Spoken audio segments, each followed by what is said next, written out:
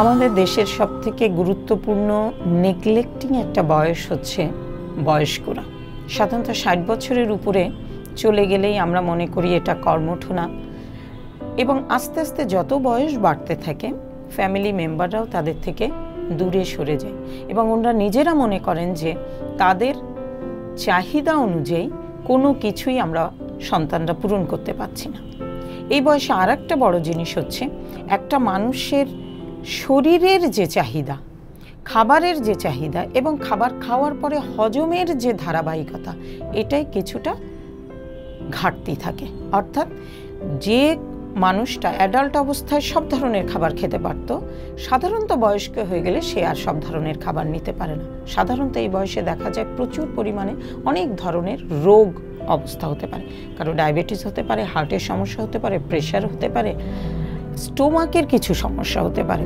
খাবার খেলে বমি হয়, খাবার খেলে অরুচি হয়, খাবারটা নিতে পারে না, অরুচি থাকে, আইবিএস অর্থাৎ ইরিটেবল বাউল সিনড্রোম, কিছু গ্যাস্ট্রোইন্টেস্টাইনাল প্রবলেম থাকে।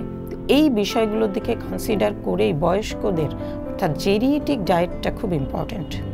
এমনভাবে করতে হবে যে খাবার ওনার সারাদিনের যে ক্যালোরি সেই চাহিদা পূরণ করতে হবে এবং খাবারটা হতে হবে যতটা সম্ভব অল্পতেই ওনার শরীর গ্রহণ করতে পারে, ডাইজেস্ট করতে পারে, অ্যাবজর্ব করতে পারে, অর্থাৎ সহজ পাচ্য। তার মানে কম মশলার, কম গুরুপাক, স্বাভাবিক খাবার, কিন্তু ওনার পছন্দ অনুযায়ী খাবারটা হতে হবে।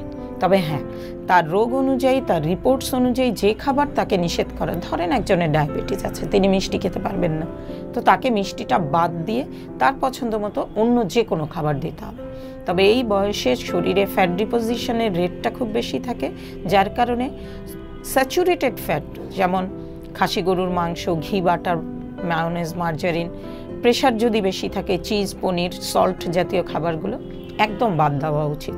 সাধারণ ক্ষেত্রে অল্প অল্প করে, তাদের ক্ষেত্রে পার্সন অনুযায়ী 2 থেকে 2.5 ঘন্টা পর পর অল্প অল্প করে দিনে যদি 7 থেকে 8 বার খেতে দেওয়া যায়, তাহলে তাদের স্টোমাকটাও সেফ থাকে, খুব ধারাবাহিকভাবে যে খাবারটা সে নিচ্ছে সেই খাবারটা হজম হয়ে আসতে পারে।